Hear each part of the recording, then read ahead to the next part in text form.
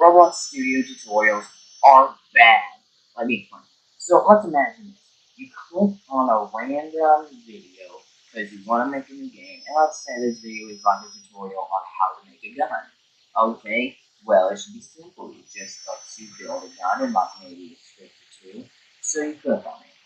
Then, when you're there, it's 500 lines of code, 50 levels of optimization, and they'll explain a single thing to you. All you need to know is how the gun works. You don't need 500 levels of optimization. You don't need them just copying and pasting files, because that's not a good teaching method either. If you want a good tutorial, you want to learn how to make the gun instead. And yet, no Roblox Studio tutorials actually explain to you what the code does or how to make the gun. Sure, they might explain how to make the gun, but even then, if they do, it is not likely. It's probably not even gonna work. So, what good tutorials are things that only explain what you need and still give you a big example. And you know what? Let's give you another example. Actually, let's give you an example. So let's say you're playing a game. All right, it's a first-person shooter, and you need to know how to shoot the gun or whatever. They say you click on the enemy, and oh, you learn. But that doesn't really apply to tutorials because you don't need to know what happens. You need to know why it happens, and you need to know how it happens and how to code it. But yet tutorials treat Roblox Studio stuff the same way they treat games. They don't explain anything to you. They just tell you what to do and how to do it. And they don't explain why to do it. So, like, okay, another thing, let's just say you have a basic gun in a game, and you have the model, and you need to code it to shoot. Well, most tutorials would just be like, ew, well, you need to click like 500 lines of code. Well, in fact, it's not that complex at all. Here, even I'll just post one of my tutorials here. I made this in 2 minutes. Alright, and so let's say you have a gun model. Okay, you don't need all that excess code those tutorials give you. You just need a script, a local script, a remote function, and a handle. The 4 only things you need. The handle will be where you hold the gun from, and the script will control the bullet. The local script will control when you click. So, script.parent.activate connect function. Now this can be also put into normal scripts, and this script will be whatever is running the code.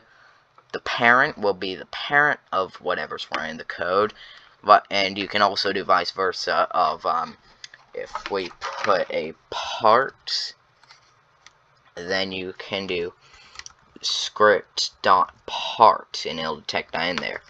But we don't need that right now. So script.parent connect function, and this will where you can run the code. Press enter after writing this, and it will spawn this, or you can write this manually. Then after writing that, it will do script.parent, and we're going to the parent again, remote function, which will be this. And this is what lets you link like local scripts to normal in-game scripts. Local scripts only run on your PC, and normal scripts run inside the server. So that's something you're probably going to need to know for a long time, because this has helped me for a lot of games. Invoke server, which will activate this and send code to it.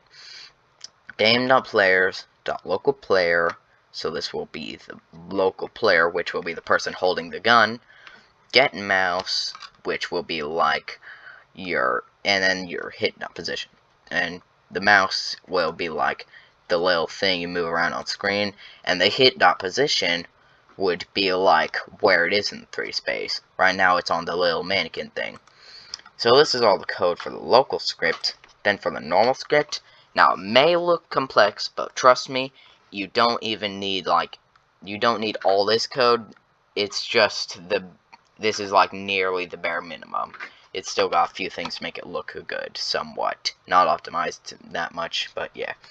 So you got script.parent, which will be the parent, the remote function, which will be this, on server invoke, and it's detecting when you invoked the server and sent the code there.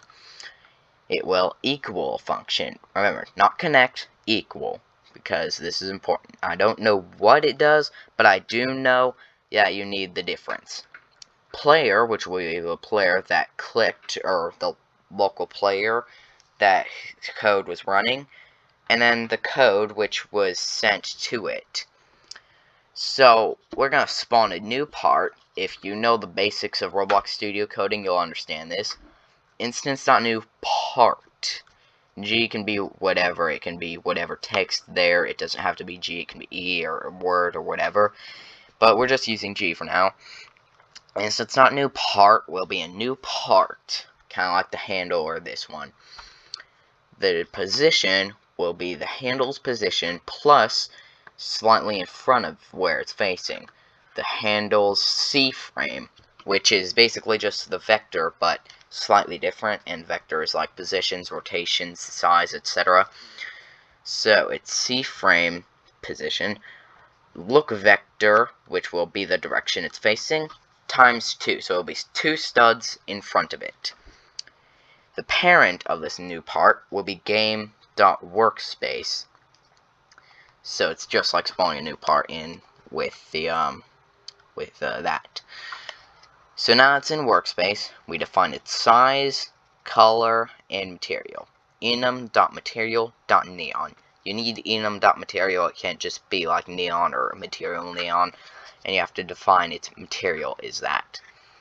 Then the size will be vector3, which I was talking about earlier. It will be 0.5 back sideways, 0.5 up, and 1 in the forward. Remember, these are all studs. Anything that has to do with size in Roblox Studio is measured in studs. The brick color is yellow, and the material is neon. Now let's look at this. This is where the actual code from earlier came into play. Its C-frame, once again, will be C-frame look at. So it will face, it will go from its position to code. You need this, you need its own position in there, I don't know why, but the code will be, that position we defined earlier, where your mouse is in the 3D space. That is the game. Then, its velocity will be its look vector, which we, defined earlier, with this. So it'll be looking at that, and its velocity will be g.cframe.lookVector times 200. And you gotta use times, you can't just set it to 100. Then we have when it's touched, when it collides with an entity of some kind. It'll connect function, the EE isn't necessary. Or, no, it is, yeah, it is in certain circumstances. If you're just going to damage the enemy, then yes, you need the EE. And the EE will be the part it collides with. So, like, if it shot at a plant, that plant would be EE. And its parent would be the model of the plant.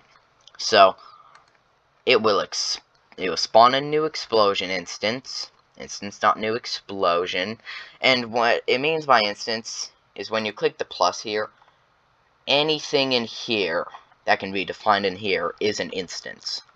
So, spawn an explosion. Explosion's position will be its position. Its parent will be game.workspace. And it'll wait 1 second before deleting both of these. And then it has the ends off. And so let's test this very basic code. I explained what everything does. In fact, you can code tons of things with this. So let's play. Give it a second. And let's select our item, our gun model, and let's left click. Okay, it might have glitched a bit, but it's fine because that part wasn't necessary. We probably should have made it a bit further in front with that, but whatever. So let's shoot, and it explodes. Shoots a little explosion.